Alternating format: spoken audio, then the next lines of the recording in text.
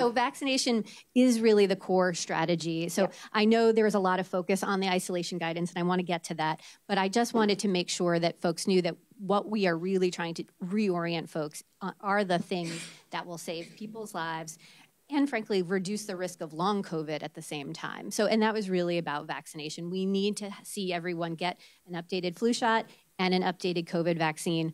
We also shared on Friday that we expect and anticipate there's going to be an updated COVID vaccine coming this fall, right? So plan now, right? It's March, so you can think ahead. When you're going to get your flu shot in the fall, you're going to get another updated COVID vaccine. And the reason for it is because this virus continues to change. That's okay. We can stay one step ahead of it. We have the tools to do it.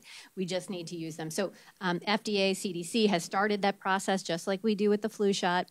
We've started that process to update the COVID vaccine already for this fall. And so we just want folks to, again, already start thinking about that. So you're already working with Pfizer and Moderna, and you've recently updated this guidance. I wonder, as you think about vaccination next fall, if we could see any changes around guidance there.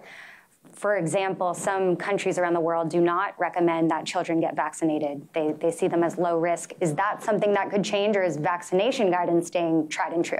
Well, I'm glad you brought up kids and COVID.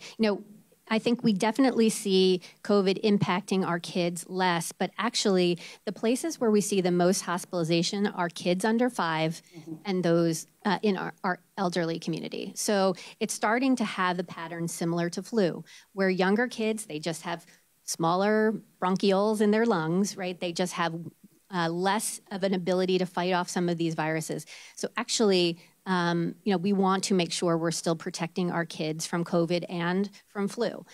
So you're going to continue to see us look at that data, make sure that we are obviously looking at that all the time, but I don't anticipate changes right now. Of course, we go through that process. We look at the data all the time, so I never want to get ahead of our advisory committees and looking at that data, but we have been still seeing kids get pretty sick from COVID, and we want to make sure they're protected.